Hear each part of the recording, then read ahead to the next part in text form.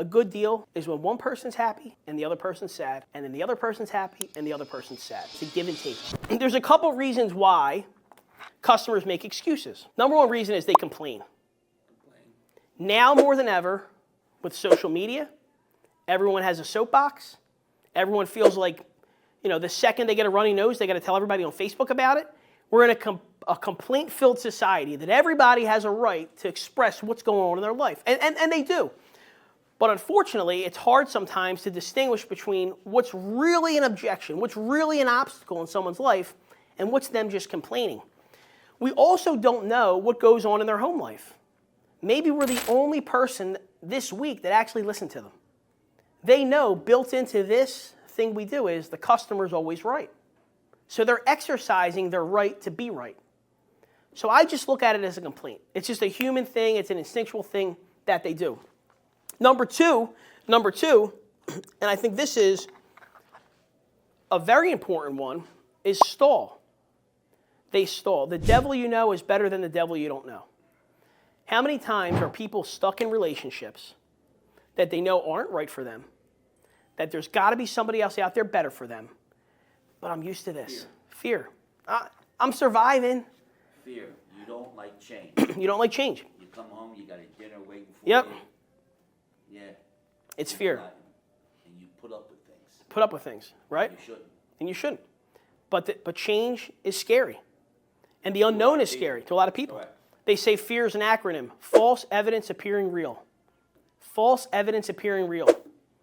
People being fearful of the future with no evidence to support that it's actually going to be that. But customers are scared to make decisions. They're new. They're afraid to do something different. So if they're not complaining, they could just be stalling, right? Not to rush, right? They don't want to rush into a decision, right? Number three, it's funny how much they claim to not want to do this. Number three, negotiate. They say they don't want to negotiate, but I believe every customer, you have to satisfy their need to negotiate. Nobody wants to feel like they're coming in and just saying yes to everything. They want to feel like they played a part in reaching that decision. Drew Marco, God rest his soul, right? Mm-hmm. Drew Marco, God rest his soul. I was in the finance office one day.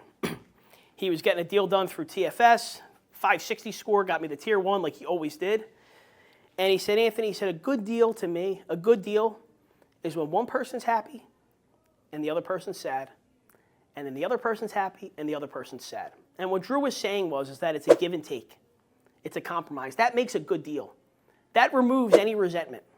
And when he said that to me 10 years ago, it stuck. I said, okay, it's got to be a give and take. They got to feel that. It's almost like a team building exercise. That's going to build rapport. It's definitely going to make for a better survey, too, when you sell them a car, because they feel like you guys work together. You're part of the same team now. So they say they don't want to negotiate. They don't want to do the back and forth. But if that were the case, they would have said yes to the first pencil. They only don't like to do the negotiating when it's not working in their favor. If every time they sent you to the tower, you came back and the payment was $50 less per month, don't you think they like doing the back and forth? They'd keep hitting you back and forth to the tower. They want to negotiate. All these models, if you listen to old school sales training, Grant Cardone had a sales training back in 2000, I have on CD, and he was talking about, it was Suzuki, Pontiac, one of these brands were going to no haggle pricing. It just doesn't work, man. It doesn't work. Even if they come in and you claim you're a no haggle pricing dealer, they're still going to haggle because they don't trust us yet. Saturn was known for that. Saturn, another one. He talked about Saturn. And that's why Saturn went out of business. 100%. They want to complain. They want to stall. They want to negotiate. Now, after I make sure I go through the litany of qualifying whether or not this is an excuse or an objection, at some point, number 4 is it is valid. It could be a real objection. They got a family of 7. They love the convertible. They love the Corvette. It just doesn't fit their lifestyle. But you got to make sure you make them go through that process first.